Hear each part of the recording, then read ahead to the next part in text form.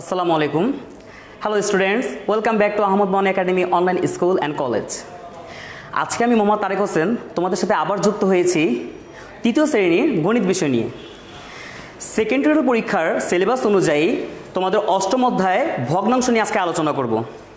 তাহলে এই মুহূর্তে তোমরা যারা যারা যুক্ত হয়েছো তারা কাইন্ডলি ভিডিওটা শেয়ার করে দাও, যাতে এখনও যারা যুক্ত হতে পারেনি তারা এই ক্লাসে যাতে জয়েন করতে পারে। আর যারা তৃতীয় শ্রেণীর শিক্ষার্থীরা যারা জয়েন করেছো, তোমরা তোমাদের নাম, রোল, শ্রেণী, শাখা, সেকশন এগুলো লিখে একটু আমাকে জানাও কমেন্টে, তাহলে আমি বুঝতে পারবো যে তোমরা জয়েন করেছো। তাহলে আজকে আমি আমার এই ভগ্নাংশ নিয়ে আলোচনা করার আগে এই পাঠে তোমরা কি কি শিখতে পারবে তা নিয়ে একটু আমি বলে নিই। এই পাঠদানের আলোচ্য বিষয় হলো ভগ্নাংশের প্রাথমিক ধারণা জানতে পারবে। 2 হলো তোমার ভগ্নাংশ যাচাই করতে পারবে। 3 হলো সমতুল ও অসমতুল ভগ্নাংশ তোমরা যাচাই করতে পারবে। 4 একাধিক সমতুল ভগ্নাংশ তৈরি করতে পারবে। প্রতীক ব্যবহার করে ছোট বড় নির্ণয় করতে পারবে। আর সমহর বিশিষ্ট ভগ্নাংশের যোগ বিয়োগ করতে পারবে। তাহলে তোমরা এখন খাতা কলম নিয়ে টেবিলে বসে পড়ো, আমি ক্লাসে যাই। অষ্টম অধ্যায়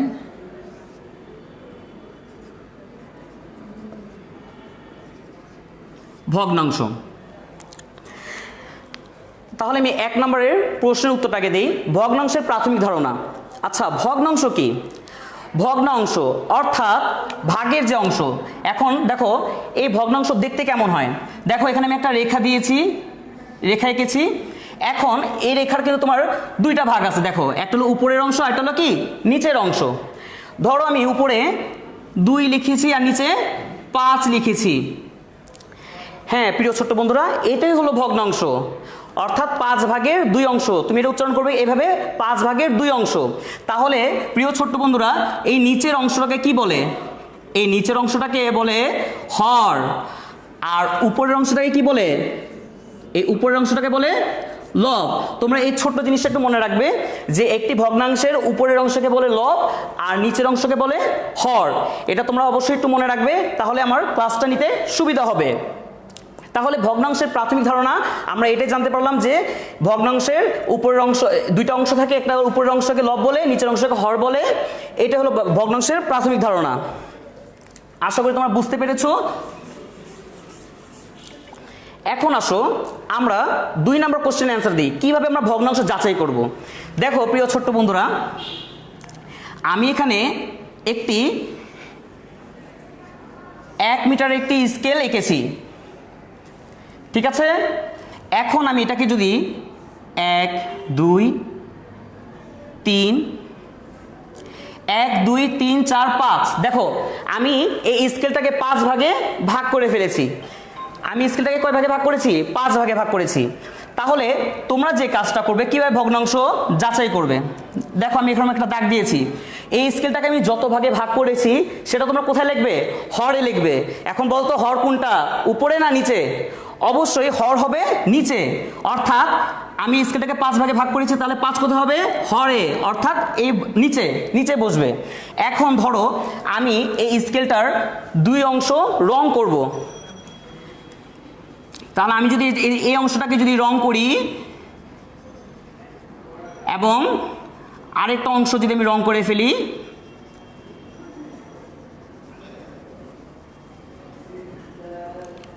তাহলে দেখো আমি এখানে এই 5 ভাগের কত অংশ রং করেছি? 2 অংশ রং করেছি। তাহলে এই 2 কোথায় বসবে? এই 2 বসবে লবে, অর্থাৎ এই উপরে। তাহলে এর থেকে কি বোঝা গেল যে 5 ভাগের 2 অংশ আমি কি করেছি? রং করেছি, তাই না? তাহলে এইভাবে আমরা ভগ্নাংশ কি করতে পারবো? যাচাই করতে পারবো। তাহলে চলো আমরা আরেকটা করি। আমি এখানে আবার একটা স্কেল এঁকেছি, এটাকে আমি 3 ভাগে ভাগ করেছি। কয় ভাগে ভাগ করেছি? 3 ভাগে। তাহলে আমি আগেই বলেছি যে আমরা যে কয় ভাগে ভাগ করবো সেটা কোথায় বসবে? হরে বসবে, অর্থাৎ আমার হর কোথায়? নিচে। তাহলে আমি কয় ভাগে ভাগ করেছি স্কেলটাকে? 3 ভাগে। 3 কোথায় বসবে? নিচে। এখন ধরো আমি এটার 1 অংশ রং করব। আমি এটার 1 অংশ রং করব। তাহলে এই একটা কোথায় বসবে? এই একটাও বসবে তোমার লবে, অর্থাৎ উপরে। অর্থাৎ 3/1 রং করেছি। দেখো আমি স্কেলটাকে 3টা ভাগ করেছি এবং 1 অংশ রং করেছি, এবং এটা আমরা কিভাবে লিখেছি, এই ভগ্নাংশ আকারে লিখেছি। আশা করি তোমরা এখন ভগ্নাংশ যাচাই করতে পারবে। তাহলে আমার 1 এবং 2 এই দুইটা প্রশ্ন আমি উত্তর পেয়ে গিয়েছি। এখন আসো একটি গুরুত্বপূর্ণ নতুন একটি জিনিস, সমতুল ও অসমতুল ভগ্নাংশে কিভাবে যাচাই করব। এতক্ষণ তো শুধু আমরা ভগ্নাংশের প্রাথমিক ধারণা জানলাম এবং ভগ্নাংশে কিভাবে যাচাই করতে হয় সেটা জেনেছি, কিন্তু তোমার সমতুল ভগ্নাংশ এবং অসমতুল ভগ্নাংশ এটা আবার কি? হ্যাঁ, সমতুল অর্থ কি? সম অর্থ কি? সমান। অর্থাৎ তুমি দুইটা ভগ্নাংশ তুলনা করে যদি তার মান যদি সমান হয় তাহলে তাকে আমরা কি বলি? সমতুল ভগ্নাংশ বলি। আর যখন তোমার এই দুইটা ভগ্নাংশ তুলনা করে যদি মান অসমান হয় তখন আমরা তাকে কি বলি? অসমতুল ভগ্নাংশ বলি। তাহলে চলো আমরা দেখে নিই সমতুল ভগ্নাংশ কিভাবে আমরা যাচাই করব। দেখো আমি এখানে 4/2 লিখেছি আর 6/3 লিখেছি, তাই না? আমি এখানে কি লিখেছি? 4/2 লিখেছি আর 6/3 লিখেছি। এখন এটা আমরা কিভাবে যাচাই করবো যেটা সমতুল না অসমতুল? অবশ্যই এটা আমরা আর গুণন করব। এটা হলো আমার প্রথম ভগ্নাংশ এবং এটা হলো আমার দ্বিতীয় ভগ্নাংশ। তাহলে আমি প্রথম ভগ্নাংশের হরকে যদি দ্বিতীয় ভগ্নাংশের এটা কি লব, লবের সাথে যদি আমি গুণ করে দেই তাহলে আমি কি পাবো? 4 × 3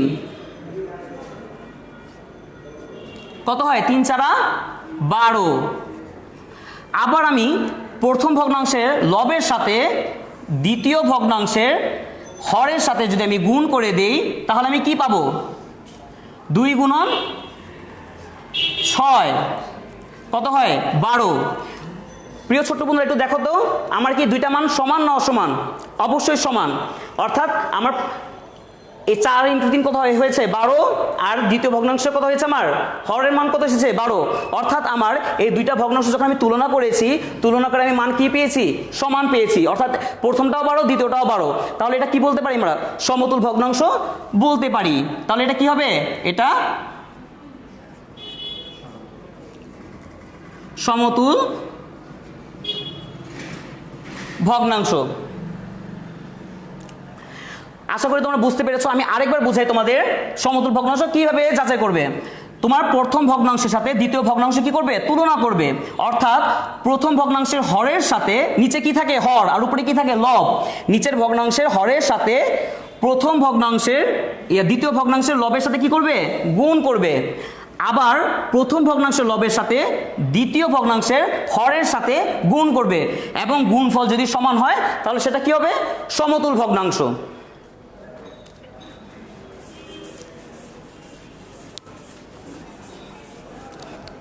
তাহলে চলো আমরা আরেকটা করে ফেলি।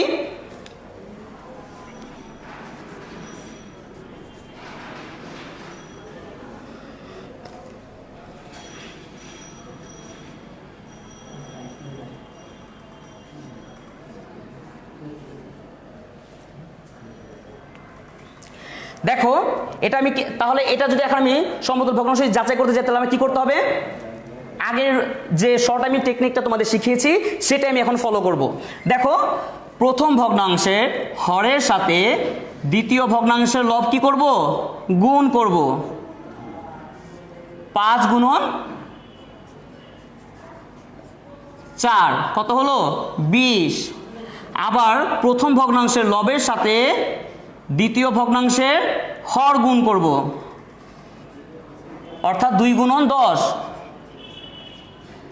কত হবে? 10 × 20। এখানেও তোমার দুইটা মান কি? সমান হয়েছে। অর্থাৎ তাহলে এটা আমরা কি বলতে পারি? সমতুল না অসমতুল? এটা অবশ্যই তাহলে সমতুল ভগ্নাংশ। আশা করি বুঝতে পেরেছো। এখন আমি আরেকটা করি, সেটা দেখি সমতুল না অসমতুল।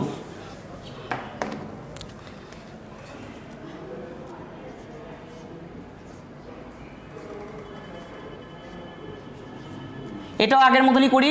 প্রথম ভগ্নাংশের হরের সাথে দ্বিতীয় ভগ্নাংশের লব গুণ করব। কত আছে? 3 × 3। আবার প্রথম ভগ্নাংশের লবের সাথে দ্বিতীয় ভগ্নাংশের হর কি করব, গুণ করব। 2 গুণন 5 কত হলো 10। প্রিয় ছোট্ট বন্ধুরা দেখো তো এখন কি দুইটা মান কি সমান হয়েছে নাকি অসমান? অসমান, কারণ প্রথমটা আছে 9, দ্বিতীয়টা আছে 10। তাহলে এটা কি সমতুল হবে? এটা সমতুল হবে না। তাহলে এটা কি হবে? এটা হবে অসমতুল ভগ্নাংশ।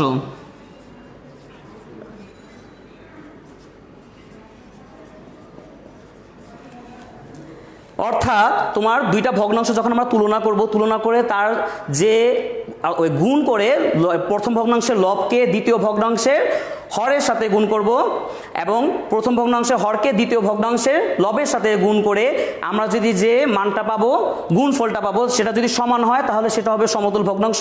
আর যদি দুইটা মান অসমান হয় তাহলে সেটা হবে অসমতুল ভগ্নাংশ।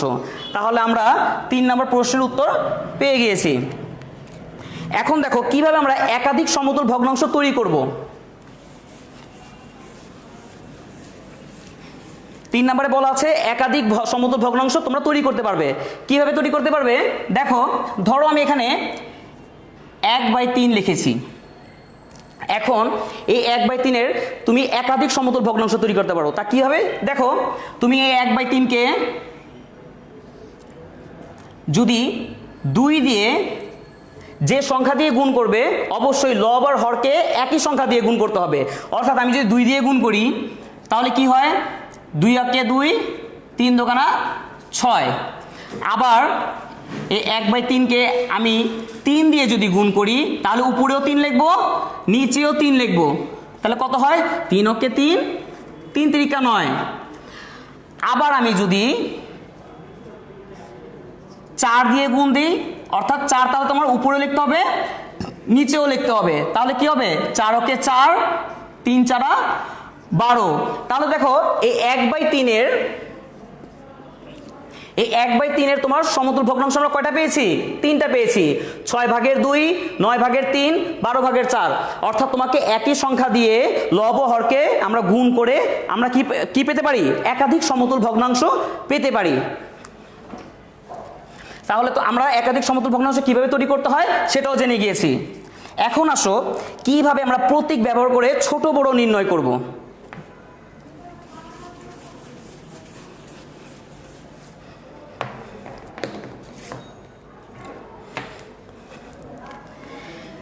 দেখো এখানে আমি লিখেছি 1/4 আর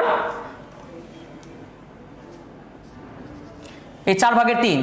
অর্থাৎ আমি এখানে লিখেছি 4/1, 4/3। এখন প্রতীক ব্যবহার করে আমরা কিভাবে ছোট বড় নির্ণয় করি? দেখো এই যে এই দুইটা জিনিস দেখতেছো, এই চিহ্নটা দিয়ে আমরা, এই প্রতীক দিয়ে আমরা কি ছোট বড় নির্ণয় করতে পারি। অর্থাৎ এই হারটা যেখানে থাকবে সেটা হবে কি বড়। আশা করি বুঝতে পেরেছো। তাহলে দেখো আমি এখান থেকে কোনটা বড় কিভাবে বুঝবো? একটা জিনিস লক্ষ্য করো, এই দুইটা ভগ্নাংশেরই হর কি সমান না অসমান? এই দুইটা ভগ্নাংশের হর কিন্তু সমান। কারণ দেখো প্রথম ভগ্নাংশের হর কি আমার 4, দ্বিতীয় ভগ্নাংশের হরও 4। অর্থাৎ এটা হলো সমহর বিশিষ্ট।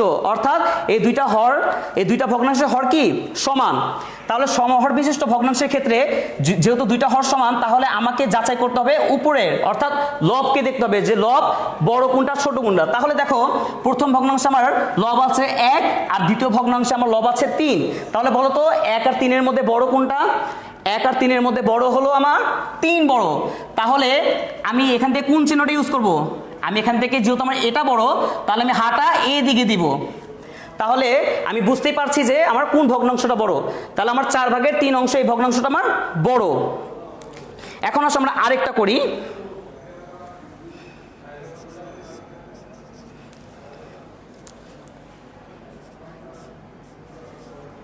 এখন দেখো এখানে আমি দুটো ভগ্নাংশ লিখেছি, একটা লিখেছি 5/2 অংশ, আরেকটা লিখেছি 5/1 অংশ।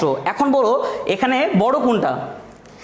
দেখো এখানে এটাও আগের মতনই, এটারও এই দুইটা ভগ্নাংশের হর কি সমান, অর্থাৎ প্রথম ভগ্নাংশের হর 5 এবং দ্বিতীয় ভগ্নাংশের হরও 5, অর্থাৎ তোমার দুইটা ভগ্নাংশের হর কি সমান। এখন তাহলে আমাকে যাচাই করতে হবে যে লব কি সমান না অসমান। কিন্তু আমরা দেখতে পাচ্ছি যে লব আমার দুইটাই অসমান, অর্থাৎ দেখো প্রথম ভগ্নাংশের লব হলো আমার 2 আর দ্বিতীয় ভগ্নাংশের লব হলো আমার 1, তাহলে 2 আর 1 এর মধ্যে বড় কোনটা? অবশ্যই 2। তাহলে এখান থেকে হাটা কোন দিকে হবে? এই দিকে হবে, অর্থাৎ তাহলে 5 ভাগের 2 অংশ 5 ভাগের 1 অংশ থেকে কি বড়। তাহলে এইভাবে আমরা প্রতীক ব্যবহার করে আমরা বড় ছোট নির্ণয় করতে পারবো।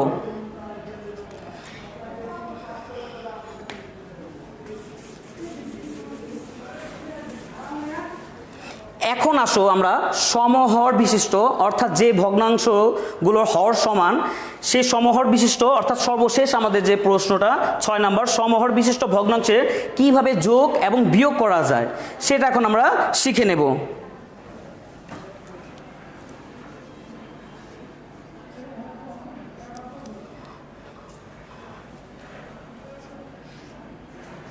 প্রিয় ছোট্ট বন্ধুরা, একটা জিনিস লক্ষ্য করো, এখানে আমি 8 ভাগের 4 লিখেছি, যোগ চিহ্ন দিয়েছি, 8 ভাগের 3 লিখেছি।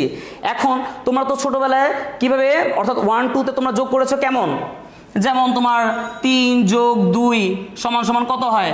5, তাই না? 3 আর 2 যোগ করলে কত হয়? 5 হয়। কিন্তু এখন কথা হলো এই ভগ্নাংশের যোগ তোমরা কিভাবে করবে? এটা খুব সহজ একটা টেকনিক। দেখো, যেহেতু দুইটা হর আমার সমান, এই দুইটা হর আমার ফার্স্টে তোমরা সমান সমান একটা দাগ দিবে। যেহেতু তোমার দুইটা হর সমান, তাহলে হরের দিক থেকে কোনো পরিবর্তন আসবে না, যা থাকবে সেটাই লিখবে। তাহলে 8 আর 8 আছে, আমরা এখানে কি লিখবো? একটা 8 লিখবো। যেহেতু হর দুটা সমান, তাহলে এটা তোমরা হর যোগ করবে না, কারণ এটা হলো সমহর বিশিষ্ট ভগ্নাংশের যোগ। তাহলে দুইটা 8 আছে, আমি একটা 8 তোমরা লিখে ফেলবে। এখন আসো, নর্মালি তোমার লব 4 আর এখানে আছে কত? 3। তোমরা নর্মালি যেভাবে যোগ করো সেভাবে যোগ করবে। 4 আর 3 যোগ করলে কত হয়? 4 আর 3 আমরা এখানে কি করব? যোগ আকারে লিখে দেব। এখন দেখো, নিচে 8 লিখবো আর 4 আর 3 যোগ করলে কত হয়? 7। অর্থাৎ 8 ভাগের 4 অংশ এবং 8 ভাগের 3 অংশ যোগ করলে কত আমরা পাই? 8 ভাগের 7 অংশ। আশা করি তোমরা বুঝতে পেরেছো। আমি আরেকটা যোগ করি।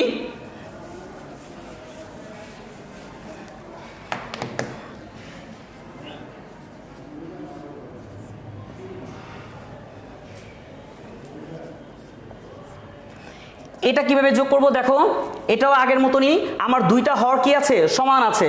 অর্থাৎ প্রথম ভগ্নাংশ আমার আছে 7 ভাগের 4 এবং দ্বিতীয় ভগ্নাংশ আছে আমার 7 ভাগের 2। তাহলে দেখো, এখানে আমার দুইটা ভগ্নাংশের হর কি সমান, অর্থাৎ সমহর বিশিষ্ট এটা ভগ্নাংশ। তাহলে আমি কি করব? দুইটা 7 আছে, আমি একটা লিখে ফেলবো, কারণ এখানে কোনো পরিবর্তন হবে না। কিন্তু লবের ক্ষেত্রে পরিবর্তন হবে। লব তোমরা যেভাবে নর্মালি যেভাবে যোগ করেছো সেভাবেই আমরা যোগ করব। অর্থাৎ 4 আর যোগ 2 এটা আমরা এভাবে লিখে রাখবো। পরে আমরা 4 আর 2 যোগ করলে কত হয়? 6 আর নিচে 7 বসাবা। আশা করি তোমরা বুঝতে পেরেছো। এইভাবে আমরা ভগ্নাংশের যোগ করে থাকি।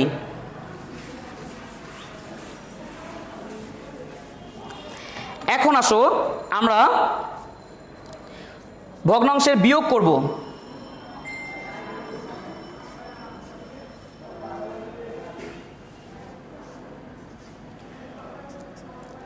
দেখো, সমহর বিশিষ্ট ভগ্নাংশের যোগ যেভাবে করেছো বিয়োগও সেভাবে করবে, শুধু সেখানে কি করেছো? লবগুলোকে যোগ করেছো, আর এখানে আমরা কি করব? লবগুলোকে কি করব? আমরা বিয়োগ করব। অর্থাৎ দেখো, যেহেতু এই ভগ্নাংশের দুইটা ভগ্নাংশেরই হর কি সমান, তাহলে 6 আছে। আমরা জানি যদি সমহর দুইটা ভগ্নাংশ হর সমান হয় তাহলে সেখানে কোনো পরিবর্তন হবে না, তাহলে 6 নিচে নেমে যাবে। এখন আসো, লব তোমার আগের মতনই 2 বিয়োগ 1, তোমরা নর্মালি যেভাবে বিয়োগ করো সেইভাবে বিয়োগ করবে। অর্থাৎ দেখো, 2 এর থেকে 1 গেলে কত থাকে? 1 আর নিচে 6 বসিয়ে দিবে। এইভাবে আমরা ভগ্নাংশের বিয়োগ করতে পারি। এখন আসো, একটি কঠিন জিনিস তোমাদের জন্য, যেটা হয়তো বলবে যে এটা কিভাবে আমরা বিয়োগ করব।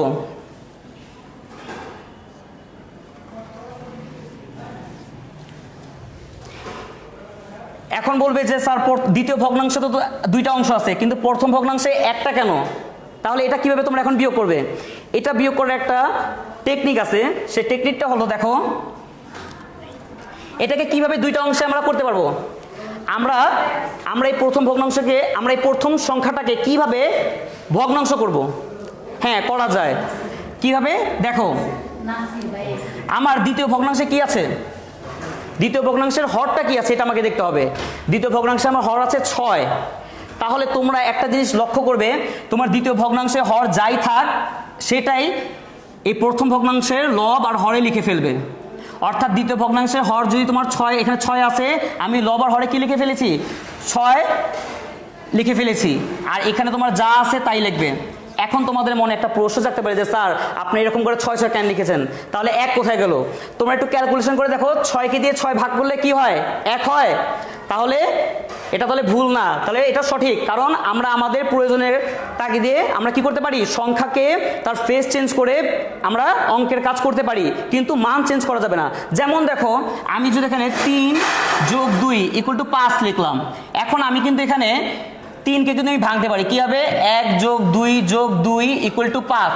একটা জিনিস খেয়াল করো, 1 + 2 + 2 5 হয়েছে, কিন্তু 3 আর 2 যোগ করলেও 5 হয়েছে। তাহলে আমি কি করেছি, 3টাকে একটু ভেঙে নিয়েছি, কিন্তু আমার মান কিন্তু চেঞ্জ হয়নি। মান চেঞ্জ হয়েছে? হয়নি।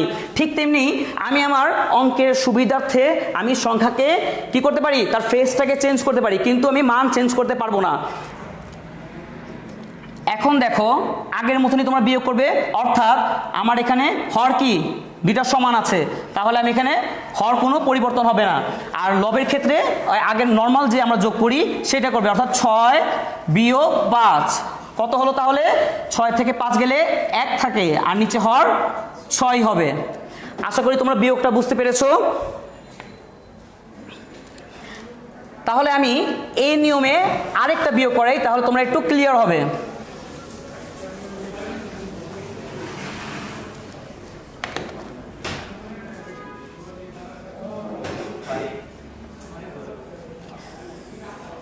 দেখো, এখানে 1 আছে, বিয়োগ 9/8 আছে। এটা কিভাবে বিয়োগ করবে? ওই আগের মতন আমি বলেছি যে দ্বিতীয় ভগ্নাংশে হর যা থাকবে সেটা তুমি প্রথম ভগ্নাংশে লব আর হরে লিখে ফেলবে। তাহলে দ্বিতীয় ভগ্নাংশে আমার কি আছে? 9 আছে। তাহলে এখানে আমি কি লিখবো? লবেও 9 লিখবো আর হরেও 9 লিখবো, বিয়োগ 9/8। এখন দেখো, 9কে দিয়ে 9 ভাগ দিলে কি হয়? আমার 1 হয়ে যাচ্ছে। আশা করি বুঝতে পেরেছো। এই টেকনিকটা তোমরা অবশ্যই মনে রাখবে, তাহলে তোমার এই ধরনের বিয়োগ তোমরা খুব সহজে করতে পারবে। এখন দেখো, আমার দুইটা ভগ্নাংশেরই কি আমার হর সমান, অর্থাৎ প্রথম ভগ্নাংশে হরও 9, দ্বিতীয় ভগ্নাংশে হরও 9।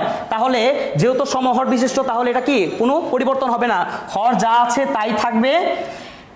আর লবের ক্ষেত্রে নর্মাল আমরা যেভাবে বিয়োগ করি সেইভাবে বিয়োগ করবো, 9 - 8।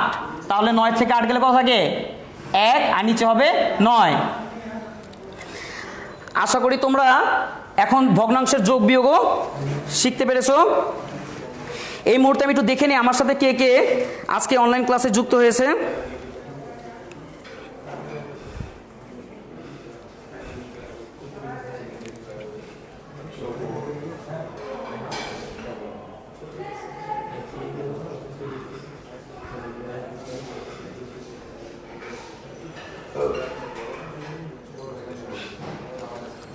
হ্যাঁ, অনেকে যুক্ত হয়েছে।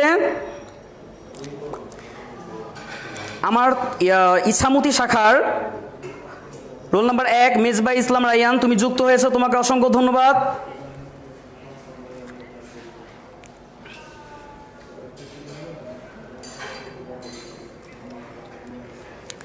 ওকে, যারা এই মুহূর্তে যুক্ত হয়েছো সবাইকে অসংখ্য ধন্যবাদ। এই ভগ্নাংশের আজকে আমি তোমাদের মূল বিষয়গুলো শিখেছি।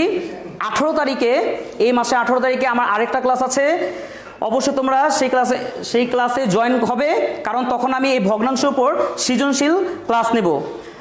আজকে আমি তোমাদের এই ভগ্নাংশের মূল বিষয়গুলো শিখিয়েছি এবং 18 তারিখে আমি তোমাদের সৃজনশীল অঙ্ক করাবো। তাহলে আজকের জন্য এতটুকুই। সবাই ভালো থাকবে, সুস্থ থাকবে। আল্লাহ হাফেজ।